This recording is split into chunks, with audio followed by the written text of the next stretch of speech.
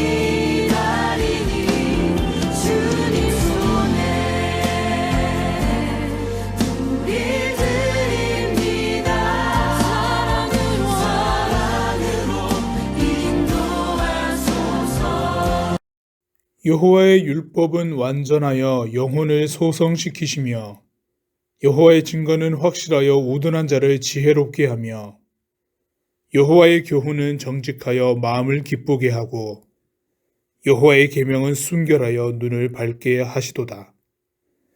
여호와를 경외하는 도는 정결하여 영원까지 이르고 여호와의 법도 진실하여 다 의로우니 나의 반석이시요 나의 구속자이신 여호와여 내 입의 말과 마음의 묵상이 주님 앞에 연락되기를 원하나이다. 하나님은 영이시니 예배하는 자가 영과 진리로 예배할지니라. 아멘. 한 주간의 우리의 삶을 뒤돌아보며 참회의 기도를 하나님께 드리겠습니다.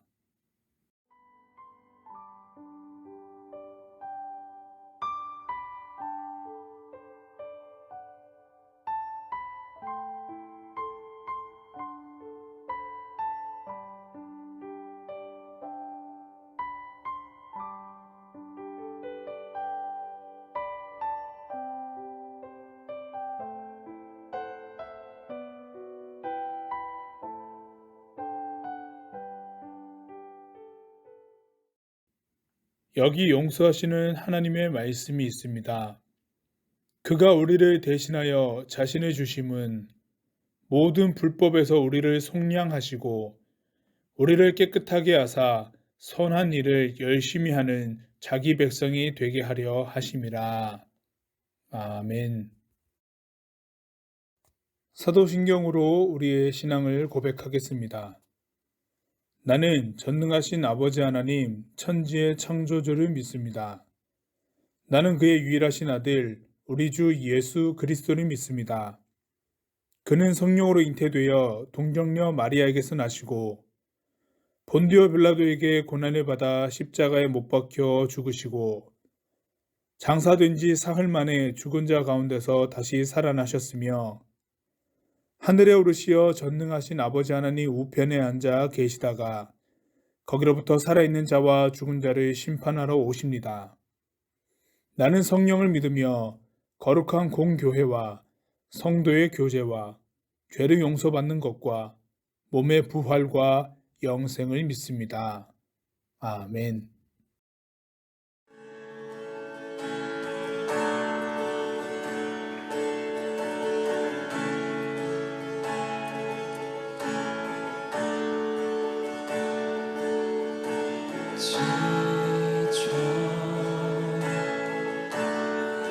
포기하고 싶을 때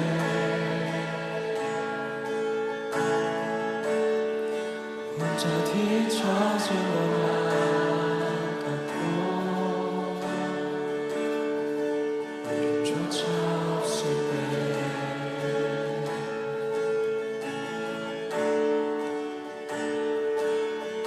세상에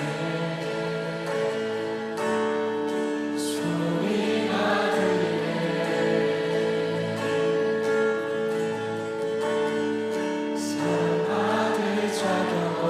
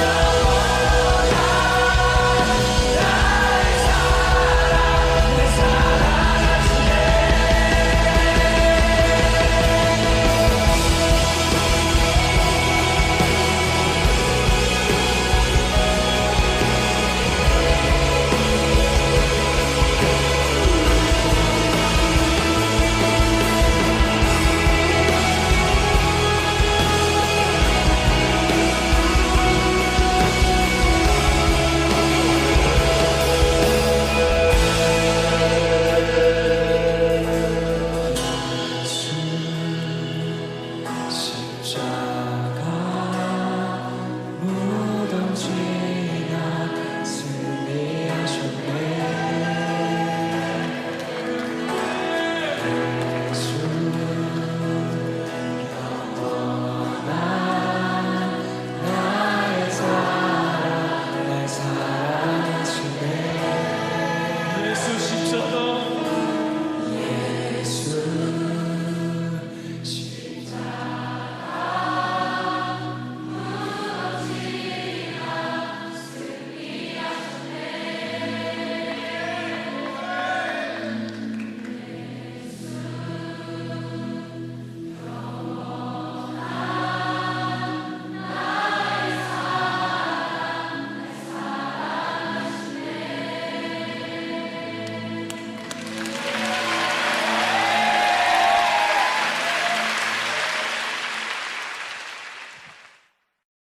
사랑의 하나님 아버지, 오늘도 귀한 주일 예배 온라인이지만 그래도 이렇게 함께 모여 예배 드릴 수 있는 환경을 허락하심에 감사드립니다.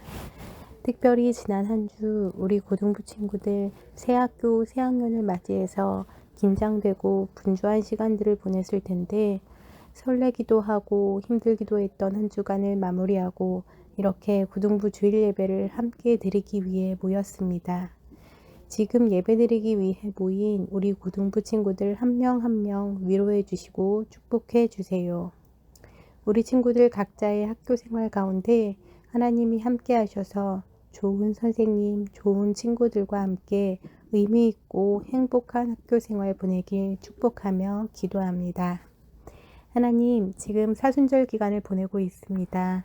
우리 각자가 어떠한 방법으로든지 각자 이 사순절 기간 예수님의 고난과 부활을 묵상하며 다시 한번 내 마음속에 예수님을 인격적으로 만나는 시간 되길 원합니다. 예수님을 구하고 찾는 우리 고등부 친구들 모두에게 임하여 주시고 한 걸음 더 가까워지는 시간 되게 해주세요. 우리 고등부 친구들이 청소년기에 가장 열심히 공부에 집중해야 하는 시기를 보내고 있지만 그래도 나를 위한 공부와 기도에 머무르지 않고 하나님의 시선으로 세상을 바라볼 수 있기를 소망합니다. 이 세상에 있는 많은 소외된 자, 힘들고 아파하는 자, 연약하여 쓰러진 자를 볼 수 있는 눈을 주시고 그들의 어려움을 이해하는 긍휼의 마음을 주시고 더 나아가 그들을 위로하고 도울 수 있는 사랑의 마음을 가진 하나님의 사람으로 자라나게 해주세요. 오늘도 목사님의 입을 통해 이 예배 가운데 들려진 하나님의 말씀을 저희가 귀하게 듣고 이 예배를 통해 받은 은혜를 쏟아버리지 않고 마음에 잘 품고 나아가서 이번 한 주간도 은혜 안에 거할 수 있게 지켜주세요. 이 모든 말씀 지금 이 순간 우리의 기도를 들으시는 살아계신 예수님 이름으로 기도드립니다. 아멘.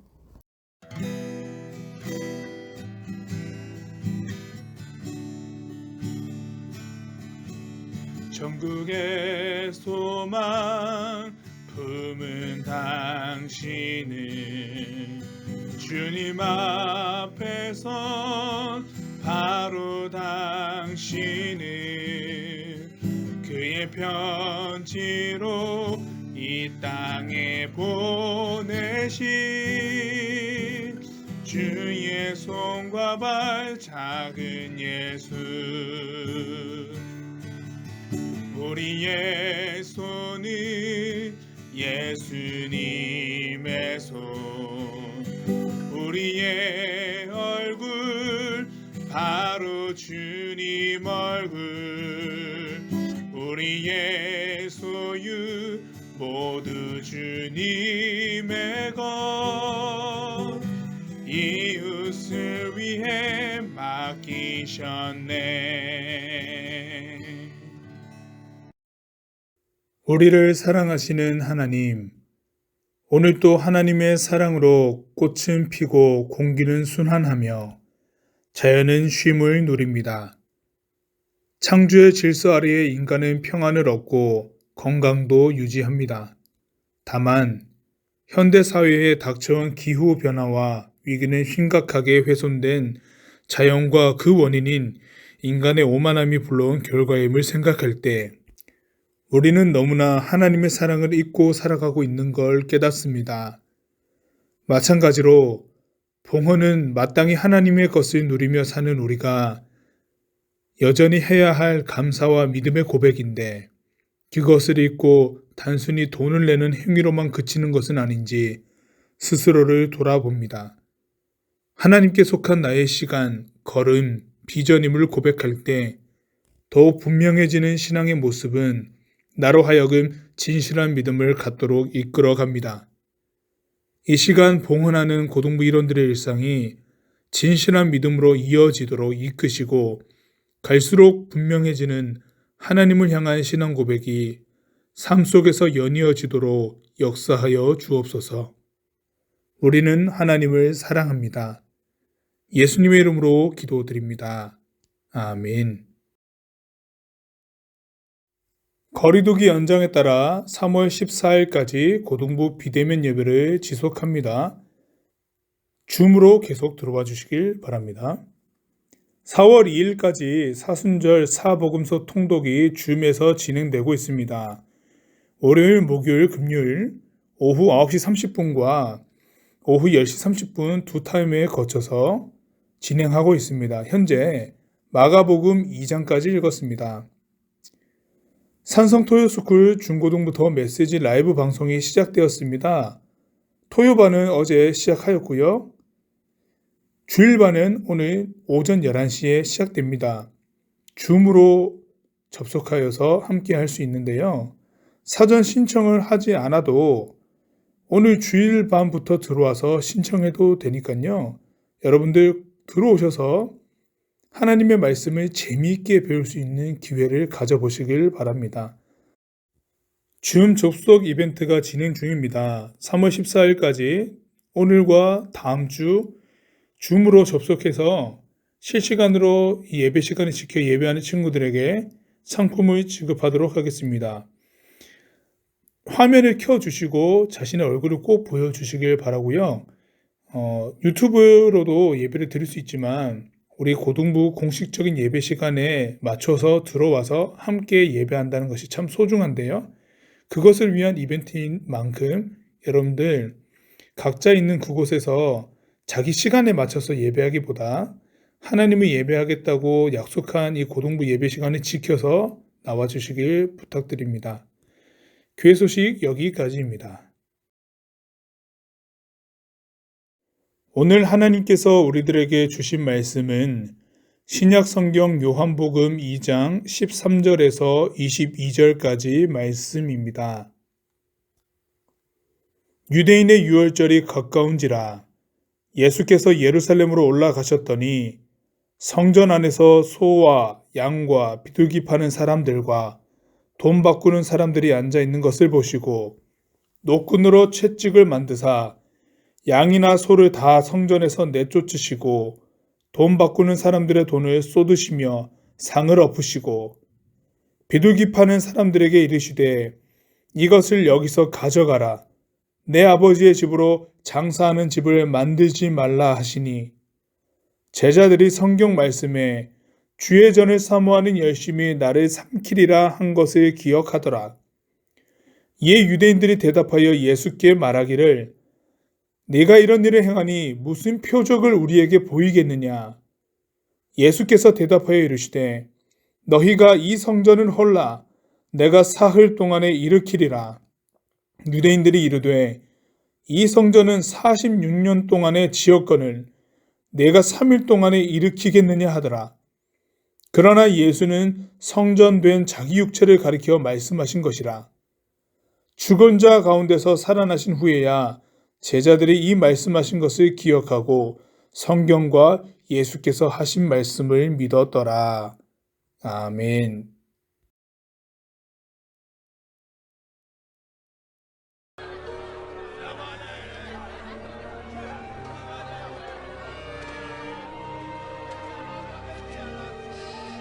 There in the temple, he found people selling cattle, sheep, and pigeons, and also the money changers sitting at their tables.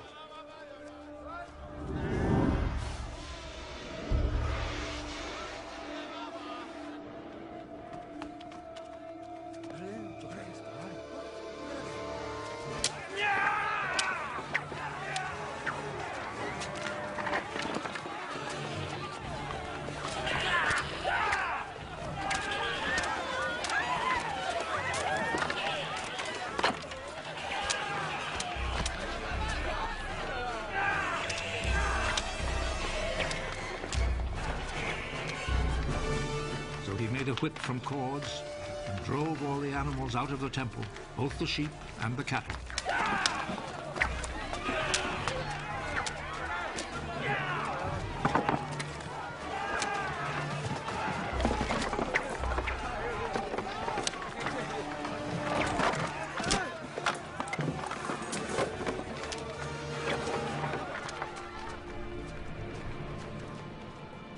He overturned the tables of the money changers and scattered their coins.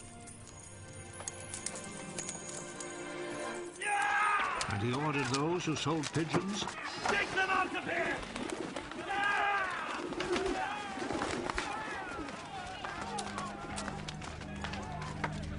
Stop making my father's house a marketplace!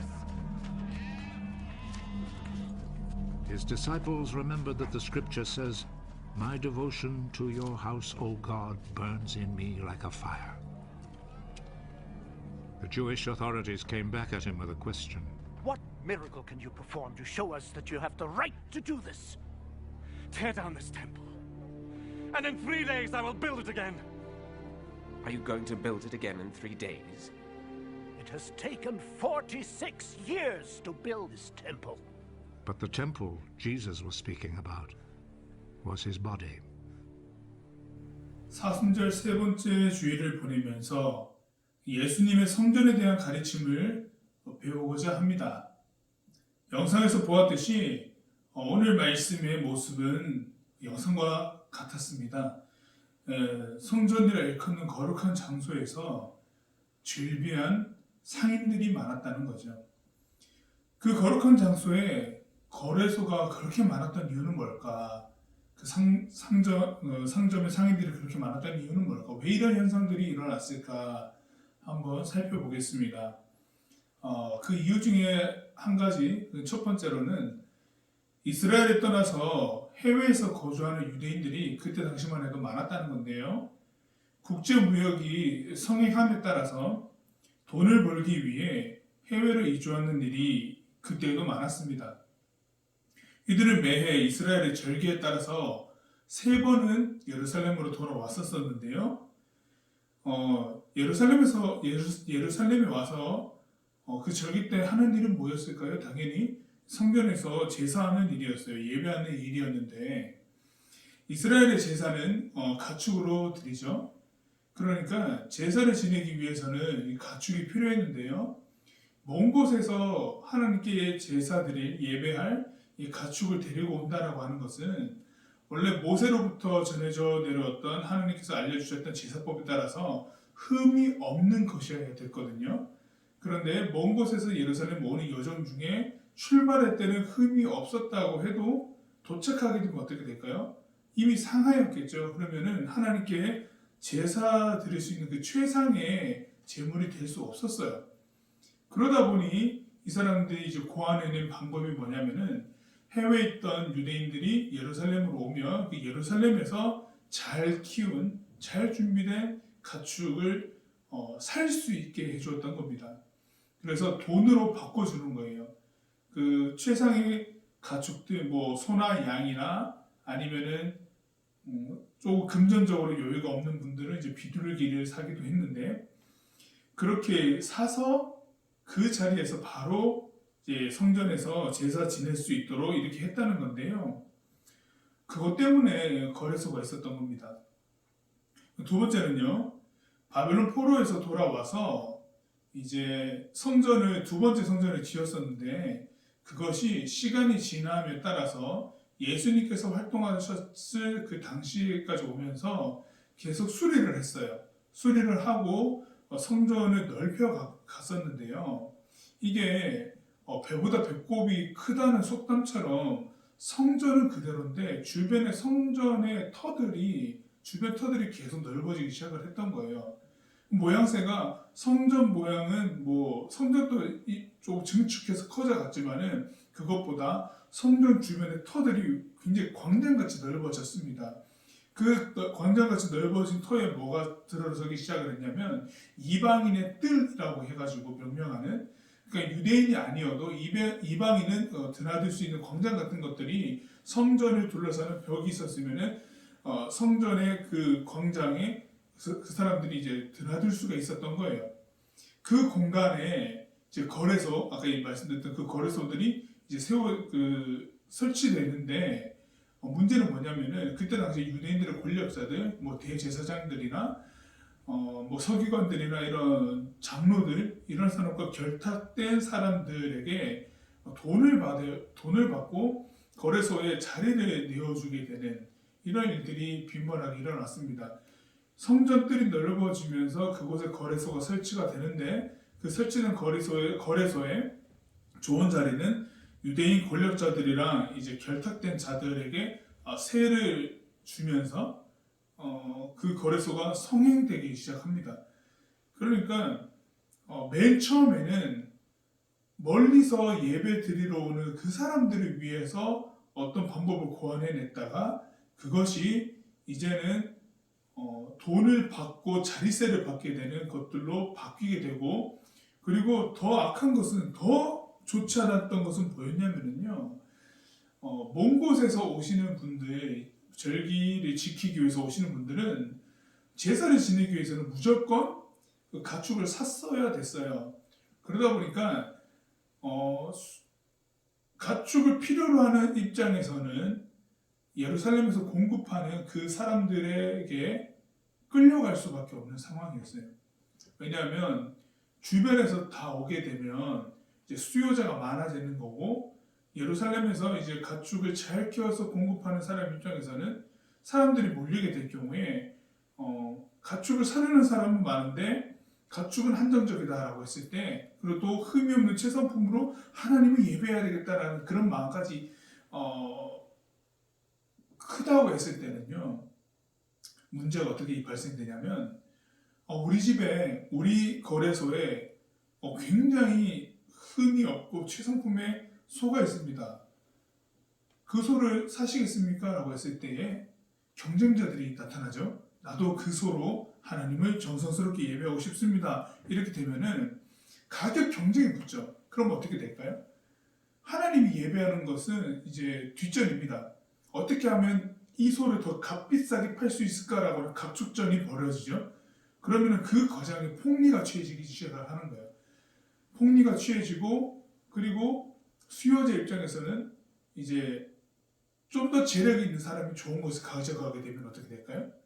본인 입장에서는 어떻게든 이 절기 때 하나님 예배해야 되는데 하나님께 드릴 게 없다. 돈은 있는데 하나님께 드릴 가축이 없게 되면은 그 흠이 좋고 최상품을 취급하던 그 변두리에, 좋은 자리에 잡지 못한 그 변두리에 또 가축이 있겠죠. 거기 가서 이제 하나님을 예배할, 제사할 제물을 사는데, 그 가축을 사는데 여기 와서 제사를 드려야 되니까 어떻게든 가축을 사야 되는 거예요. 자기가 원했던 거는 아니지만은 어떻게든 가축을 사야 되는 상황이 펼쳐지겠죠. 그런 상황에 가축을 파는 사람이 이 살려고 하는 사람한테 팔 때에 이 사람은 무조건 사야 되니까 가축을 파는 사람 입장에서는, 상인의 입장에서는 조금 여유가 있는 거예요. 이 사람 눈치도 볼 필요가 없고, 자기가 이제 갑의 입장이 되다 보니까 자기 스스로만 좀 아는, 그러니까 사는 사람 입장에서 잘 모르겠고 표시가 잘 안 나서 잘 모르겠지만, 파는 사람 입장에서, 이 가축을 키워왔던 사람 입장에서는 이 가축이, 이 재물이 하나님께 드리기에는 흠이 없는 것은 아니나 표시는 안 난 거예요. 조금 은밀한 곳에 뭔가 상처가 있다거나 이런 가축인데, 사는 사람 입장에서 급하니까 뒤처지고 좋은 재물들을 샀던 사람들에게 밀려가지고 여기까지 왔으니까 어떻게든 사야 되니까 이 사람도 알긴 알지만 눈 딱 감고 하나님 제사하고 가자라는 생각으로 흠이 있는 가축을 사기 시작하는 거예요. 파는 사람 입장에서도 자기 양심을 속이는 거죠. 이것은 흠이 없는 것이 아닌데, 모세로부터 제사법이 정해져 있고 그 제물은 어떤 제물이어야 되느냐라고 하는 그 법이 분명히 있음에도 불구하고 그것을 눈 감아버리는 거예요. 그러니까 하나님을 제사하겠다라고 왔으면서도 이 거래소에서 벌어진 이 상황들 때문에 시장 논리에 아주 잠식되어 버리는 거죠. 하나님 예배하는 것이 점점 멀어집니다. 그런 일들이 막 일어나는 거예요. 그런 상황을 예수님께서 당연히 아셨을 거고, 그리고 예수님이 영상에서 보았듯이 예수님 그런 행동을 하셨던 그 기절갈렸던 상황들이 이렇게 펼쳐져 있었던 거죠. 거래소가 있었던 일들, 이런 현상이 이 두 가지 이유 때문에 있었던 거예요. 이런 상황을 예수님께서 잘 아시고 성전에 가시자마자 이 거래소를 둘러 엎으셨습니다. 복음서 기록에 따르면은 예수님께서 이제 굉장히 분노하시는 장면이 종종 나오는데요. 뭐 독사의 새끼들아 이렇게 얘기하는 표현하시는 장면도 있기도 한데, 그 중에서 정말 격렬하게 분노하시는 장면이 바로 이 성전 정화 사건이라고 일컫는 이 본문 말씀이거든요. 노끈을 채찍으로 만드셨어요. 그리고 막 휘두르셨죠. 그래서 소나 양들을 막 쳐서 돌려보냅니다. 그리고 상을 엎으시고 말씀하시기를 내 집을 장사하는 집으로 만들지 말라 이렇게 말씀하셨어요. 요한복음에서는 이렇게 말씀하셨는데 다른 공간복음에 보면은요, 내 집을 강도의 소굴로 만들지 말라라고 합니다. 왜 내 집은, 마가복음에 따르면 내 집은 기도하는 집인데 너희들이 나의 집을 강도의 소굴로 만들었다라고 이렇게 외치는 장면도 나오는데요. 성전이 강도의 소굴이 되었다는 말, 굉장히 부끄러운 말이죠. 유대인들이 나와서 이제 예수님을 가로막기 시작합니다. 막 상을 뒤엎고 자신들의 입장에서는 세를 받아서 자기에게 이익을 주는 좋은 것이라 여겼던 그 사람들이 그 장들을 다 회파시키니까 나와서 예수님을 가로막으면서 이런 범상치 않은 일을 행하면서 무슨 표적으로 이런 행동을 하느냐라고, 우리에게 어떤 표적을 보여줄 수 있느냐 이렇게 물었거든요. 쉽게 말하면은 당신은 뭔데 이런 일을 행하느냐라고 하는 말이거든요. 당신은 뭔데 여기서 이런 난리를 피느냐 이런 말이. 예수님께서 말씀하시기를 이 성전을 헐어버리고 내가 3일 만에 다시 세우겠다라고 말씀하셨습니다. 당연히 사람들이 이해 못하죠. 그리고 어느 말씀을 마지막에 보아도 제자들도 이해를 못했던 것 같아요. 예수님께서 부활하시고 난 뒤에야 이 말씀이 떠올라서 이제 알아들었다, 깨달았다라는 표현이 있거든요. 기록이 있는데, 그때 당시 제자들도 그렇고 그때 유대인들도 전혀 몰랐던 거예요. 영상에서도 46년 동안이나 지었던 성전이라고 돼 있잖아요. 46년 동안이나 수리하고 계속 확장시켰다는 거예요. 이 성전을 허물고 3일 만에 세우겠다? 기도 차지 않는다. 어이가 없다. 이렇게 이런 자세를 보였죠. 예수님께서는 예수님 자신을 가리켜서 내가 십자가에서 죽고 3일 만에 부활할 것이다 라고 하는 표현을 쓰신 건데, 사람들은 전혀 이해하지 못했죠. 그러니까 이제는 성전이라고 일컫는 이런 건축물, 율법에 강령된 이 제사법도 아니라 이제 하나님이 예배할 다른 유일한 방법을 내가 제시하겠다. 바로 예수님 자신을 일컬어서 성전이라고 이렇게 말씀을 하셨습니다. 저 성전 허물어뜨리고 예루살렘 성전 강도 소굴로 변해버렸던, 이렇게 변질되었던 이 성전 허물어버리고 하나님이 예배하는 장소라고 구별되었다고 스스로가 여겨놓고도 하나님이 예배하는 장소가 아니라 폭리를 취하는 강도의 소굴로 만들어 놓고서도 이런 성전을 전혀 부끄럽게 생각하지도 않는 이 사람들에게 이 성전 헐어버리고 예수로 인하여서 다시 세워지는 성전을 사모할 것을, 그 성전을 바라볼 것을 예수님께서 말씀하셨어요. 예루살렘 성전에서 하나님을 예배하였으나 사실 이 성전도 역사 기록에 보면은, 성경 기록에 보면은 2번이나 파괴되었던 전적이 있었습니다. 그리고 솔로몬 성전, 1차 솔로몬 성전이 지어졌던 초기나 2차 바벨론 포로기에서 돌아와서 수룹바벨의 용도 아래에 지어졌던 그 성전 초기나 이런 성전이 지어졌던 초기 이후에는 제대로 하나님이 예배한 적도 없었어요. 성전의 기록들을 보면은 다 전락해버렸습니다. 그 성전에 이방 우상들이 다 들어와 있고 성전에서 제대로 예배하는 왕들이 없었거든요. 아예 이제 그러니까 허물어버리고 예수님의 죄를 사하신 그 구원의 은혜를 힘입어 하나님을 예배하는 성전을 삼으라라고 말씀하신 거예요. 예수님 자신을 일컬었어요. 이제부터 우리의 성전은 예수님을 그리스도로 고백하는 것이고 그 고백으로 하나님을 예배한다면 그 어느 곳이든 성전이 된다는 뜻입니다. 그렇게 예수님께서 말씀하셨습니다. 일찍이 예수님께서는요, 이 베드로에게 이 비슷한 맥락의 말씀을 하신 적이 있는데요. 사람들이 예수님을 누구라 하느냐라고 이렇게 제자들에게 질문하신 내용이 있었어요. 마태복음 16장에서.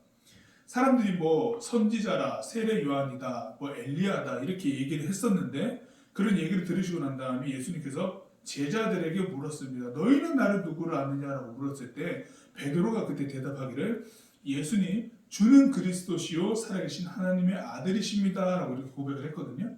예수님께서 그 말씀을 들으시고 바요나 시몬아 네가 잘하였다. 그 말씀을 알려주신 분은 성령님이시다 라고 말씀하시면서 내가 이 고백 위에 그러니까 이 반석 위에 반석이라고 하는 것은 베드로의 별명이었거든요. 이 고백 위에 나의 교회를 세우겠다라고 하는 말씀을 하셨어요. 마태복음 16장에서요. 그렇게 말씀하셨는데요. 교회는요. 이제 공간과 장소의 의미보다는 예수님께서 말씀하시는 것과 똑같습니다. 그리스도라고 고백하는 그 고백 위에 교회가 세워진다라고 하는 건데요. 예수님이 그리스도라고 고백하는 자들의 모임을 지금에서는 이제 교회라고 일컫거든요. 이 모임 자체를요. 예수님께서 앞서서 이제 요한복음에 그 성전을 일컬어서 하신 말씀, 자기 스스로를 성전이라고 얘기를 하셨을 때에 자신을 그리스도라고 고백하는 이 교회라고 하는 의미와 성전과 일맥상통하는 부분이 있죠. 그런데 여기서 여러분 헷갈리는 것이 하나가 있잖아요. 뭐가 있냐면은 오늘날의 교회는 우리 산성교회를 봐도 교회라고 지칭할 때 건물을 바라보고 교회라고 지칭하는 경우들이 사실 대부분이죠. 보면은 국토교통부나 이제 행정안전부에 명시되어 있는 것들을 보면은 산성교회 주소가 명확히 있습니다. 사편대로 253번지에 있는 주소가 명확히 있고 그 주소로 오면 건물이 산성교회 건물이 있죠. 이렇게 교회라는 이름으로 건물이 있습니다. 이것을 교회라고 부르기도 하죠. 분명 건물을 지칭하는 겁니다. 보면은 그런데 우리가 앞서 얘기하기로는 교회는 사실 공간과 장소의 의미는 명확하게 말하지만 아니다라고 말씀드렸는데 지금 헷갈리는 부분이 그럼 이 건물도 교회라고 부르는데 이건 뭔가요? 라고 하는 거죠. 분명 건물을 지칭하는 게 맞는데요. 여기서 조금 명확하게 볼 게 있어요. 이 산성교회 건물 안에 2층 예배실이나 교회가 각 예배실을 교회라고 부르기도 하고 이 예배실을 뭐라고 부릅니까? 성전이라고 부릅니다. 하나님이 예배하는 곳이다. 성전이라고 이렇게 부르는데요. 그 공간적, 장소적인 부분을 가리켜서 하는 말이죠. 고등부 예배실, 고등부의 성전이라고 이렇게 이곳은 그곳이다라고 이렇게 얘기를 할 때는 이 장소적 의미를 담아서 얘기하기도 합니다. 그런 의미적인 표현과 더불어서 장소적 의미로서도 가리켜서 이제 성전이다, 뭐 교회라 이렇게 얘기하는데요. 이 표현이 맞는 표현일까요? 앞서 말씀드렸듯이 예수님을 그리스도라고 고백하는 그곳에서 세워지는 것이 성전이고 그런 고백들로 모여진 모임들이 교회라고 했습니다.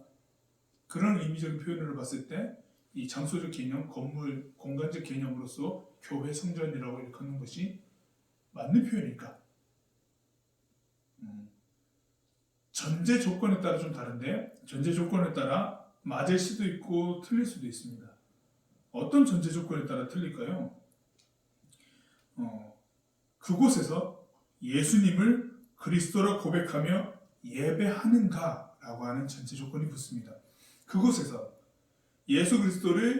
예수님을 그리스도라 고백하며 하나님을 예배하는 일이 일어나는가 라고 하는 전제에 따라서 이곳이 성전입니까? 이곳이 교회입니까? 라고 하는 것으로 평가될 수 있습니다.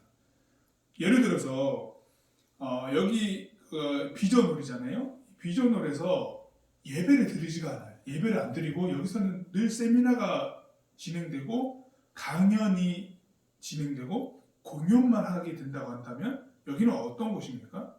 더 이상 예배실이 아닙니다. 더 이상 예배하는 곳이 아니기 때문에 더 이상 어떤 겁니까? 성전이 아니죠. 여기는 그냥 강연장이고 예배실이 아닌 세미나실이 됩니다. 만약에 여러분 극단적인 예로 우리 2층 예배실 있잖아요. 본당이라고 일컫는 2층 예배실에서 십자가가 달려있고 뭐 예배하기 위한 여러 장치들이 다 되어 있는 그곳에서 더 이상 예배하지 않는다 라고 했을 때 예배가 일어나지 않는다. 예수를 그리스도로 고백하며 하나님을 예배하는 그 일들이 일어나지 않는다라고 한다면 극단적으로 어떻게 볼 수 있나요? 그것이 성전일까요? 성전이 아니죠. 하나님이 예배하는 것이 아닌 거예요. 이 산성교 전체 건물이 예배가 전혀 이루어지지 않는다면 이것은 교회입니까? 예수를 그리스도로 고백하는 사람들의 모임으로서의 가치가 있습니까? 아닌 거거든요. 교회가 교회로서 지칭되고 표현되기 위해서는 이 공동체, 이 모임이요 지속적으로 예배하는 곳이 되어야 되고 지속적으로 예수님을 그리스도로 고백하며 하나님이 예배하는 곳이 되어야지만 교회로서의 의미가 있고 성전으로서의 의미가 있는 것이거든요.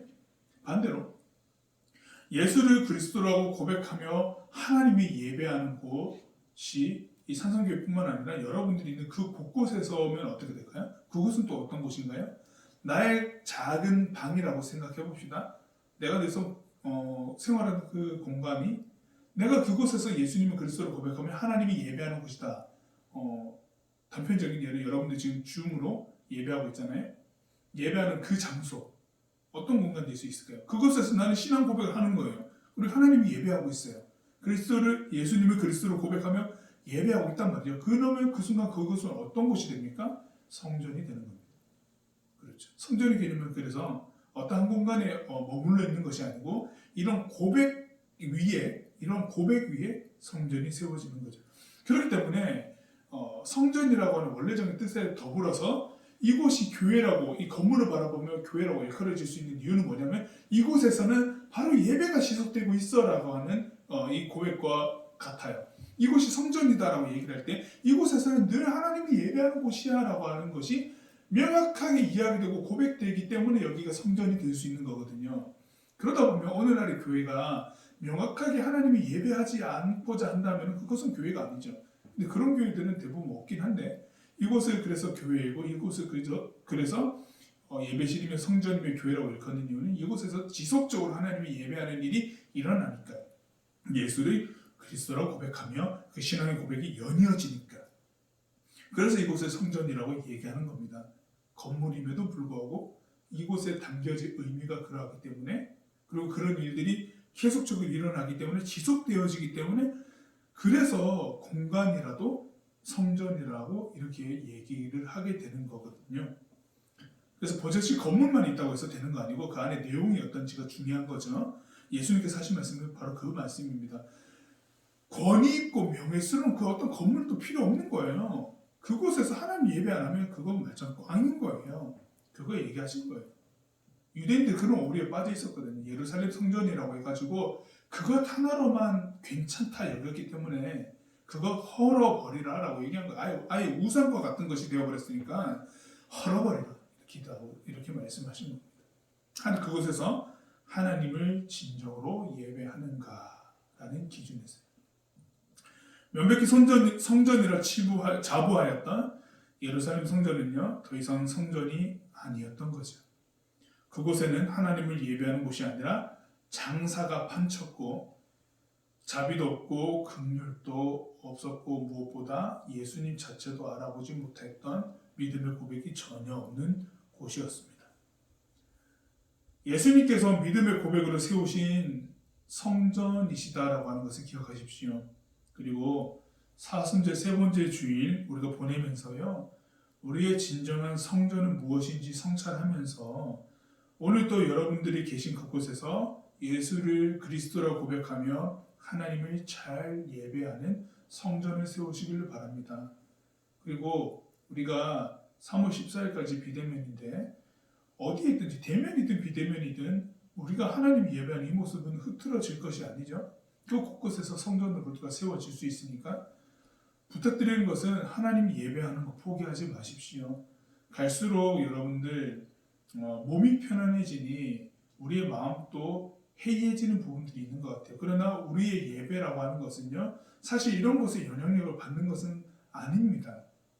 상황이 어떻든지 하나님을 명확히 예배하고 예수를 그리스도로 고백하는 사람이라고 한다면은 상황에 따라서 사실 신앙이 변화되는 것은 아니거든요. 상황이 변화되면은 거기에 따라서 더욱더 신앙의 고백을 유지하기 위해서 애쓰기 마련인데 사실 이제 성장기에 있고 여러분들이 시기 때문에 이 신앙을 명확히 가지고 힘이 있게 나아가기가 참 어려운 부분이 참 많긴 한데 그것을 위해서 이제 선생님들이나 저도 옆에서 중보하기도 하는 건데요.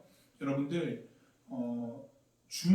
줌으로든지 뭐 어떤 것이든지 예배하는 거 포기하지 마시고 그리고 여러분들이 있는 그곳에서 하나님이 예배하는 성전으로서 바르게 세워가시기를 주님의 이름으로 축복합니다. 그래서 여러분 그런 성전들이 대면 예배 때 모여서 이곳에서 예배 드릴 때 참 그곳에서 곳곳에서 귀하게 예배 드렸던 그 흔적들과 이야기들이 우리가 다시 만나는 그 자리에서는 정말 그 영적인 힘이 합하여져서 굉장한 예배의 은혜가 넘칠 거라 생각이 되거든요. 있는 그곳에서 본인의 신앙과 신앙 고백들을 잘 유지해 주십시오. 그리고 하나님의 성전을 잘 세워가 주십시오. 그렇게 해서 우리 다시 만나는 날까지 그리고 사순절의 기간 동안 그렇게 자신의 신앙으로 관리하시면서 신앙의 고백들을 잘 유지하시면서 그렇게 만났으면 좋겠습니다. 사순절 세 번째 주일이 지납니다. 진정한 성전을 가르치신 예수님을 기억하시면서 이 한 주간에 또 보냈으면 좋겠습니다. 기도하겠습니다. 진정한 성전을 가르치신 예수님, 예수를 그리스도라 고백하며 하나님을 예배하는 그곳이 성전임을 알게 하셨습니다. 날마다 우리의 신앙 고백을 하게 하시고 명확한 신앙 고백을 통하여서 있는 곳곳에서 성전 세워가기를 간절히 바랍니다. 하나하나가 그리고 한 사람 한 사람이 성전되어서 그 곳곳에서 예수를 고백하며 서 있을 수 있다면 그 고백으로 모여진 고등부 공동체는 분명한 은혜의 공동체여 하나님을 명확히 예배하는 공동체로서 튼튼히 서갈 것입니다. 우리 한 사람 한 사람을 그렇게 보듬어 주시고 인도하여 주십시오. 예수님의 이름으로 기도드립니다. 아멘.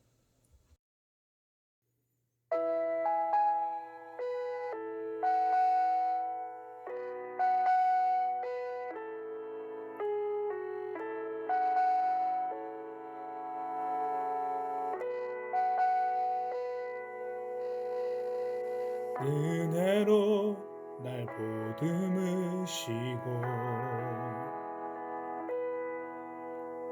사랑으로 품어주셔도 내 마음 한 자락도 지키지 못하는 이 모습 부끄럽습니다. 따스한 곁을 내어주신 주님 앞에 나아갑니다. 표현 못할 그 율로 나를 붙드시는 주 이름만 바라봅니다. 매일 마주한 슬픔을 견뎌나가며 주 예수의 마음을 닮아가네. 두려운 걸음마다 주가 동행하니 주 의지하며 오늘을 건네. 주의 신실한 소망을 깊이 담으며 주 예수의 풍요를 채워 가네. 하나님의 자녀로 영에 지켜가며 깊어진 삶을 주께 드리네.